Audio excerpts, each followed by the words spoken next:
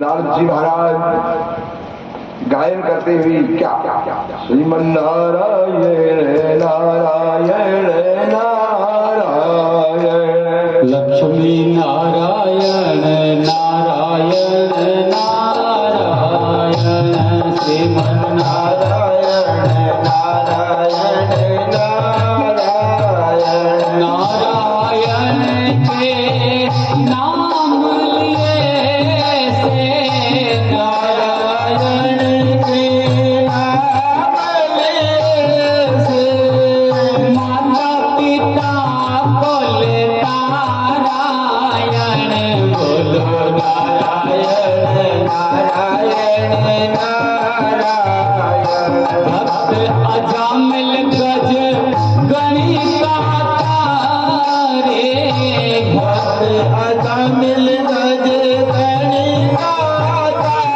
रे भक्त अजामिल और गणिका रे भक्त अजामिल गज गणिका रे ऐसे पते आधे नारायण बोलो नारायण नारायण नारायण लक्ष्मी नारायण नारायण नारायण शिव सन का देख और ब्रह्मा देख बोलो शिव सन का देख और ब्रह्मा देख सुमर सुमर भाई पारायण बोलो नारायण नारायण नारायण श्रीमन नारायण नारायण नारायण लक्ष्मी नारायण नारायण नारायण बद्री नारायण नारायण नारायण श्रीमन नारायण नारायण नारायण श्रीमन नारायण नारायण नारायण बोले नारायण भगवान की जय बोलो नारद जी महाराज पधारे। 10,000 ने नारद जी का अभिवादन किया, उनको प्रणाम किया। नारद जी महाराज बाबा प्रणाम, प्रसन्न रहो। क्या करने आए हो यहाँ पर? क्या करने आए हो? महाराज हम तपस्या करने आए। अच्छा, क्या करोगे तपस्या करके? तपस्या करके बल प्राप्त करेंगे। अच्छा, तो बल प्राप्त करने को तपस्या करने आए हो। महाराज उस बल से क्या करोगे? सृष्टि पैदा करेंगे। अच्छा, तो सृष्टि पैदा करने के लिए तुम तपस्या करने आए हो? हाँ महाराज। तो इस सृष्टि में पैदा करने के लिए बहुत सारी बातों को जानना बहुत आवश्यक है। उन बातों को तुम जानते हो या नहीं जानते? बाबा कौन सी बात है? आप हमारे वास्ते बताओ। अच्छा,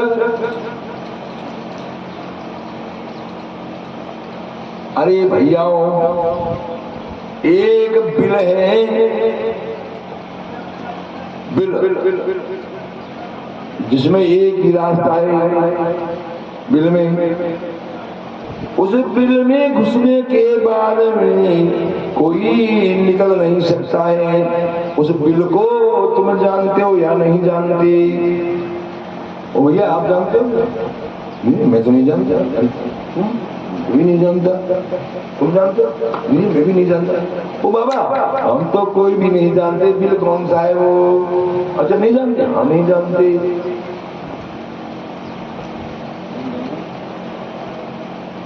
एक पुरुष है, उस पुरुष को तुम जानते हो या नहीं जानते? अरे बाबा हम तो उसको भी नहीं जानते, उस पुरुष को भी नहीं जानते। अच्छा,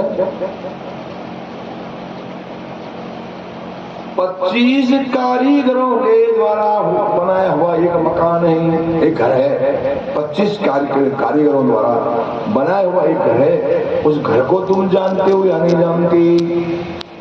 बाबा हम तो उसको भी नहीं जानते। अच्छा ओ भैया ओ, अरे एक नदी ऐसी है जो दोनों तरफ बहने वाली है। आपने देखी ऐसी नदी कोई जो दोनों तरफ बहती हो? देखिए, नहीं देखी। बाबा हम तो नहीं जानते ऐसी नदी को, हमने नहीं देखी कभी। अच्छा नहीं जानते? हाँ नहीं जानते। और एक पंथली स्त्री है, उसको तुम जानती हो या नहीं जानती? बाबा हम तो उसको भी नहीं जानते। जब तुम कुछ भी नहीं जानते तो फिर तपस्या करने क्यों आए हो? फिर इनको जाना जरूरी। बाबा आप हमारे गुरु बन जाओ और हमको ज्ञान प्रदान करो। क्यों? कि गुरु बिन भव निधि तरई न कोई, जो विरंचित शंकर सम हो। गुरु बिन भव निधि तरई न कोई, जो विरंचित शंकर सम होई।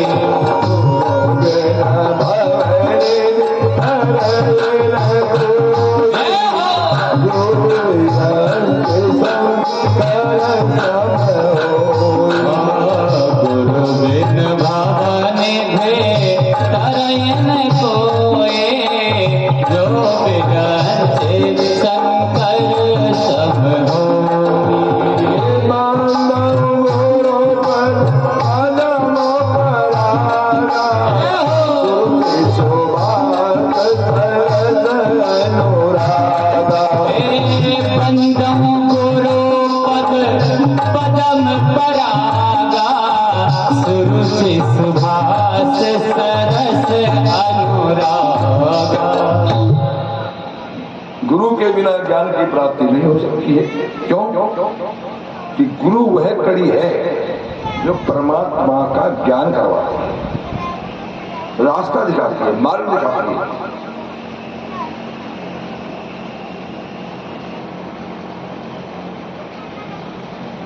आजकल तो गुरु जी खुद ही भगवान बन जाते हैं। आजकल तो जमाना आ गया, गुरु भगवान की पूजा करो, खुद भी ज्यादा कराते हैं। गुरु का काम है परमात्मा से मिलाना, उसको रास्ता दिखाना, मार्ग दिखाना कि भगवान मिलेंगे कैसे, किस रास्ते में चलोगे आप। गुरु गोविंद दोनों खड़े, अरे काकेला गोपाल, अरे बलिहारी गुरु आपनो, जो गोविंद दियो बताए। उस गुरु की वंदना बारंबार करें आप, जो आपको उस गोविंद को मिलाता है। लेकिन गुरु का काम यही है उस परमात्मा से मिलाने का, परमात्मा से मिलाने का काम, ये गुरु का काम है। अंधकार से जो हमें प्रकाश की ओर ले जाता है, वो मार्ग दिखाता है, उसका नाम है गुरु। तो महाराज आप हमें ज्ञान दीजिए, हम तो नहीं जानते। नारद जी कहने लगे, हे हरिया सौ, ये बिल क्या है? इसमें एक ही रास्ता है घुसने का, निकलने का रास्ता नहीं है। वो ये सारा संसार है, ये जो संसार है ये है वो बिल। इस बिल के बीच में,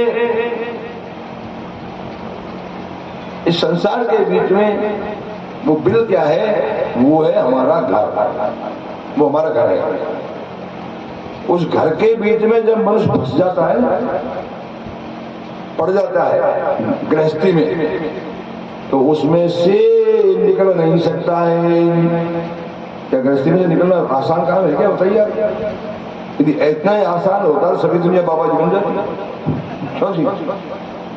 तो ये वो बिल है जिसमें एक बार कोई घुस जाता है, उसमें से निकलना बहुत टेढ़ा है, बहुत टेढ़ा है। घुसने का मार्ग तो है पर निकलने का रास्ता नहीं है। गुरु जी ये तो आपने खूब अच्छी बात बताई, वो हम तो इसी कुएं में गिरने वाले थे, इसमें मिलने में, इसी बिल में जाने वाले थे। और भैयाओ, एक पुरुष कौन है इस संसार में? मैंने आपको कल परसों बताया था कि एक पुरुष केवल परमात्मा है, केवल एक परमात्मा है। उस परमात्मा को जानो, अहंकार को त्याग दो। और जब तक मनुष्य में अहंकार होता है तब वो परमात्मा को प्राप्त नहीं कर सकता है।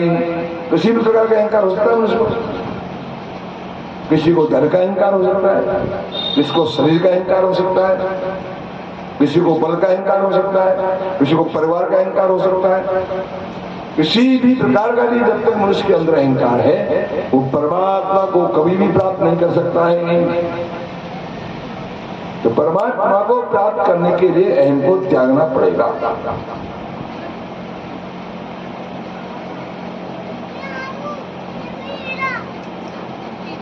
और 25 कारीगरों के द्वारा बनाया हुआ ये घर है, वो क्या है? वो है हमारा शरीर। जब तक हमको हमारे शरीर का ही ज्ञान नहीं है तो आप दुनिया में फंस करके क्या करोगे भाई? कौन कौन से हैं 25 तत्व जिनसे बना हुआ है? मैंने आपको पहले बताया देखिए, एक तो होता है महतत्व, जिसे कहते हैं चित्त, अहंकार, मन और बुद्धि। आकाश, हवा, अग्नि, जल और पृथ्वी, 5 इनके गुण हैं: शब्द, स्पर्श, तेज, रस और गंध।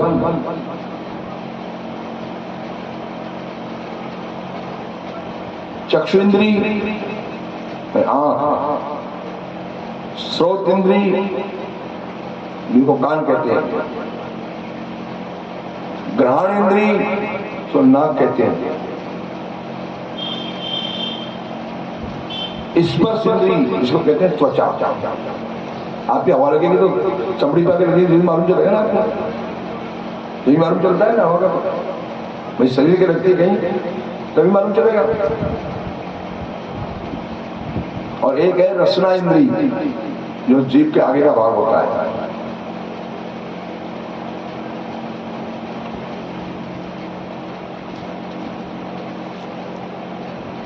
और 5 है कर्म इंद्री, हाथ, पैर,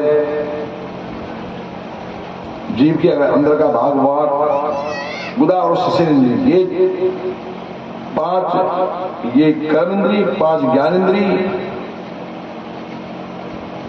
5 महाभूत आकाश, हवा, अग्नि, जल और 5 ही इनके गुण। 20 महतत्व मानी चित्त, अहंकार, मन और बुद्धि। 24 और एक स्वयं परमात्मा काल स्वरूप। ऐसे इन 25 तत्वों के द्वारा हमारा ये शरीर पैदा हुआ है। ये शरीर, जब हमको हमारे शरीर का ही ज्ञान नहीं है तो संसार में फंस करके क्या करोगे? हाँ बाबा, बात तो बिल्कुल सही कही आपने, फिर इसको जानना पड़ेगा। एक कुंचली स्त्री है, उसको तुम जानते हो नहीं जानते हो? कि नहीं जानते? ये हमारी बुद्धि है, ये स्त्री के रूप में है। इस बुद्धि के वशीभूत जब मनुष्य हो जाता है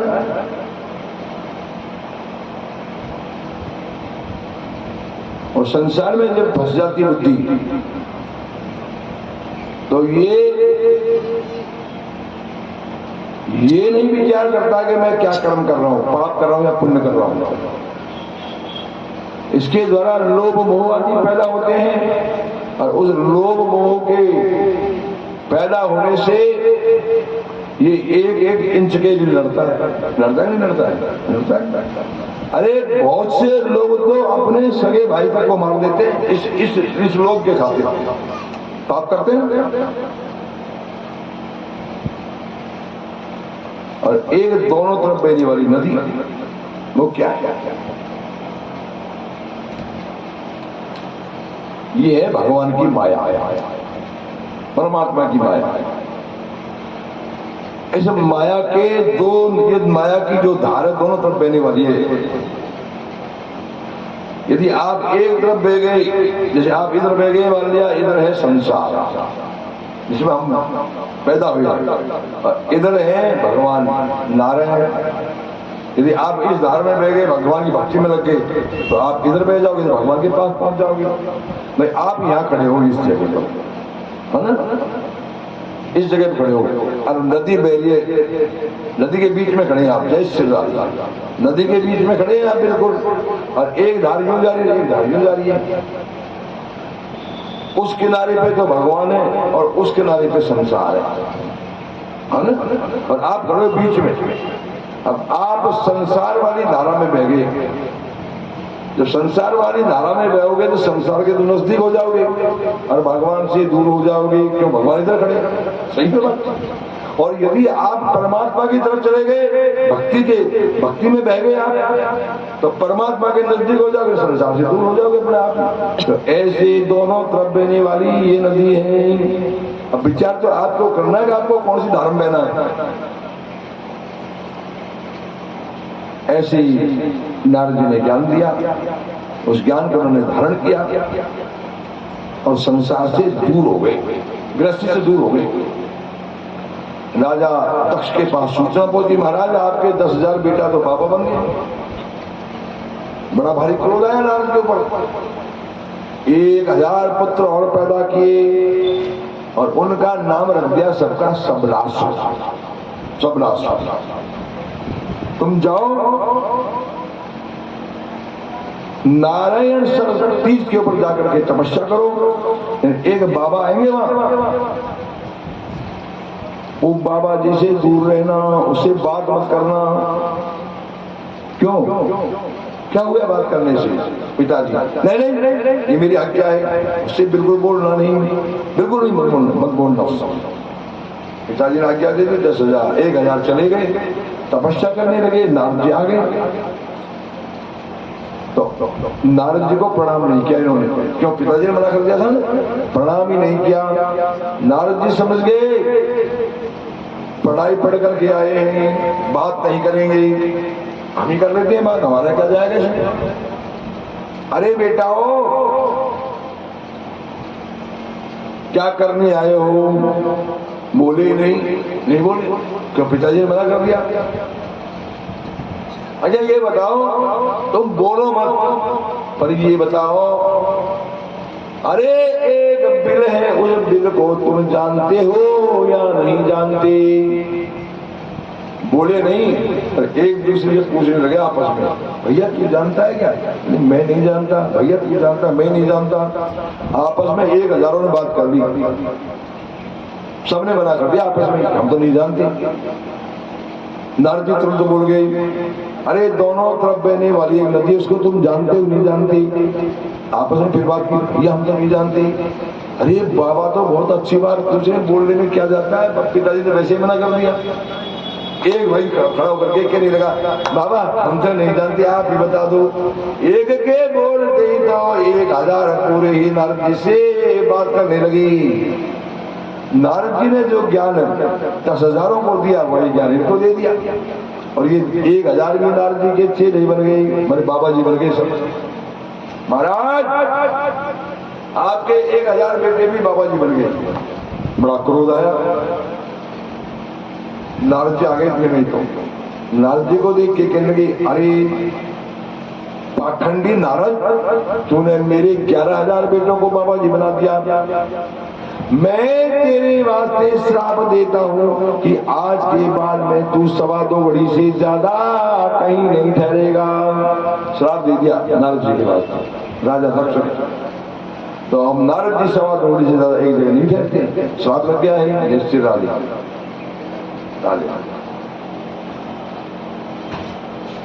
सुखदेव जी कहते हैं राजा परीक्षित, अब जब राजा उदास हो गया कि मुझे तो षष्ठी पैदा ही नहीं करनी है, नारद जी ब्रह्मा जी आए राजा के पास और ब्रह्मा जी ने कहा, राजा दक्ष तुम षष्ठी क्यों नहीं पैदा कर रहे? महाराज क्या करूंगा षष्ठी पैदा करके, 11,000 बेटा पैदा किए, बाबा जी बन गए। ये नारद मेरे पीछे पड़ गया, नारद मेरे पीछे पड़ गया आपका बेटा। ब्रह्मा जी ने कहा तू ये बता, उसने बेटाओं को बाबा जी बना दिया क्योंकि इनको ज्ञान प्राप्त हो जाता है। जो मनुष्य पुरुष होता है, पुरुष इसको ज्ञान जल्दी लगता है, लेकिन देख स्त्री को ज्ञान बहुत कम लगता है। यहाँ से बहुत अच्छी कथा सुनी जाएगी। सब बेकार है, और घर जाते हैं वही चूल्हा चाकी में लग जाएगी, भूल जाएगी सबको भूल जाती है। ज्ञान यहाँ तक का ही होता है। तो बेटा तू ऐसे कर, अब कन्या पैदा कर जिनको ज्ञान नहीं लगेगा नारद का। ब्रह्मा के कहने से राजा दक्ष ने अपनी स्त्री अश्विनी के बीच में 60 कन्या पैदा की। कल एक राजा दक्ष और हुए थे पैदा, ध्यान जिसे कितनी कन्या हुई थी याद है आपको? उसके हुई थी 16 कन्या, 16। अब ये राजा दक्ष, अरे कथा कहने वाले पंडितों को जानते हैं कि उस राजा के कितने रिश्ते कितने हुए, उनको खुद को पता नहीं था। अब मैं ये कथा चल रही बिल्कुल क्रम से चल रही है कथा। इस राजा की पैदा हुई 60 कन्या। राजा ने 60 कन्याओं का विवाह कर दिया। 27 कन्याओं का विवाह तो चंद्रमा के साथ में कर दिया। 27 कन्याओं का विवाह, और 10 कन्याओं का विवाह किया धर्म के साथ। 13 कन्याओं का विवाह किया कश्यप ऋषि के साथ, जिसमें आपको हमने कभी बताया था कि सबसे बड़ी कश्यप की स्त्री बनी, इसकी बेटी का नाम है अदिति और छोटी का नाम है दिति, और अन्य भी 11 कन्याएं और हैं, जिसमें आपने सुना होगा एक का नाम सोसा है, एक का नाम इला है। सोसा से का नाम तो आपने सुंदरकांड में आता है, पढ़ लेना। परीक्षा करने आई थी हनुमान जी की, आई थी ना, उसने मुखार में फाड़ दिया। सब जो जन थे आनंद कीना अतिल रूप पवन लीला, बदन पेट पर बाहर आवा, मांगा बिना ताई से नावा। ये है सुंदरकांड पढ़ना, वो भी कश्यप की स्त्री है। ये है नाग देवताओं की माता, इससे नाग देवता पैदा हुए थे। और इला नाम की जो स्त्री है कश्यप, उससे वृक्ष पैदा हुए हैं। इसका बहुत लंबा वर्णन है भागवत के अंदर।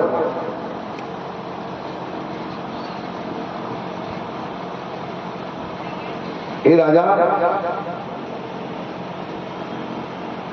2 कन्याओं का विवाह किया गरी के साथ, 2 कन्याओं का विवाह किया कसास के साथ, और 2 कन्याओं का विवाह किया भूतों के साथ।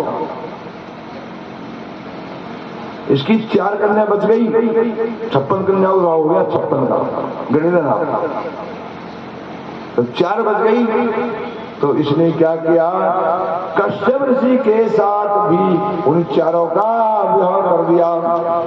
तो कितनी कन्याओं किया, 17 कन्याओं का विवाह। लेकिन भागवत में जो क्रम उससे बताया मैंने आपको, ये मैं एक बार में बोल देता है 17 कन्याओं का विवाह किया है, लेकिन पहले 13 कन्याओं का विवाह किया, और बाद में जो 4 कन्या रहेगी लास्ट में, उन 4 का विवाह भी कश्यप के साथ ही कर दिया। अब आप गिनना चाहो तो गिन सकते हो, बोले 27 कन्या का विवाह चंद्रमा के साथ किया, 10 कन्या का विवाह धर्म के साथ किया, कितनी होगी 37। 13 कन्याओं का विवाह किया कश्यप ऋषि के साथ, कितनी होगी 50। 2 कन्याओं का विवाह गिरी कसास और भूतों के साथ किया 56, और 4 बच्चे का विवाह फिर कश्यप के साथ कर दिया, होगी 7 कन्या। बोले राधा गोविंद भगवान की जय। चंद्रमा की 27 कन्या का नाम बोलूं क्या? अश्विनी भरणी कृतिका रोहिणी मृक्षरा आरद्रा प्रोसु पुक अश्लेषा मगा पुरा भरु होत्रा भरु हस्त चित्रा स्वाति विशाखा अनुराधा देवता मूल पूर्वाषाढ़ उत्तराषाढ़ श्रवण धनिष्ठा शतवीसा पूर्व भाद्रपद उत्तरा भाद्रपद रेवती। ये है चंद्रमा की 27 स्त्रियों को ऐसा समझ। और चंद्रमा को सबसे प्रिय जो स्त्री थी वो कौन थी? उसका नाम है रोहिणी। उसका नाम क्या है? रोहिणी। चंद्रमा सबसे ज्यादा प्रेम करता था रोहिणी से। ये भी बहुत भागवत नहीं है कथा, नाम तो उनके सबके हैं। ये भी है कि रोहिणी से ज्यादा प्रेम करते थे वो। और उसी नक्षत्र में कल भगवान श्री कृष्ण का जन्म होगा। मतलब नक्षत्र का मतलब क्या समझ रहे हो? नक्षत्र है चंद्रमा की घरवालियों का नाम। 27 नक्षत्र होते हैं, 27 है नक्षत्र। उसमें पहला नक्षत्र है अश्विनी। तो अश्विनी चंद्रमा की सबसे बड़ी घरवाली का नाम है। और सबसे छोटी घरवाली का नाम है रेवती।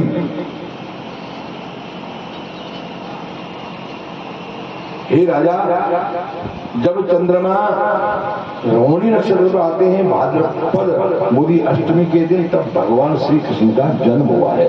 जब हुआ भगवान का जन्म, क्योंकि रोहिणी नाम की स्त्री से चंद्रमा ज्यादा प्रेम करते थे और भगवान ने जन्म लिया चंद्रवंश में, तो उसी नक्षत्र में जन्म लिया भगवान ने, रोहिणी नक्षत्र में।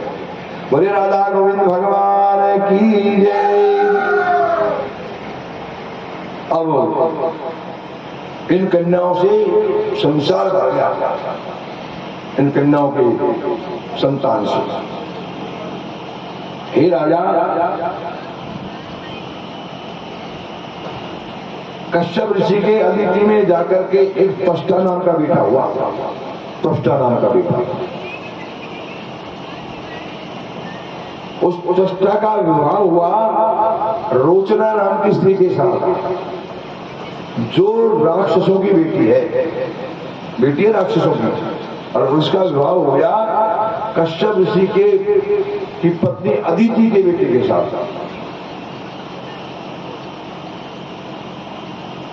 अदिति किसकी माता है? मैंने बताया आपको, कल बताया, देवताओं की माता।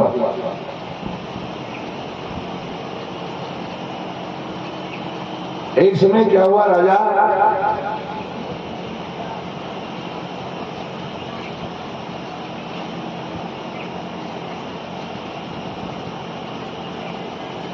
देवताओं के जो गुरु जी हैं जिनका नाम है बृहस्पति, एक समय राजा इंद्र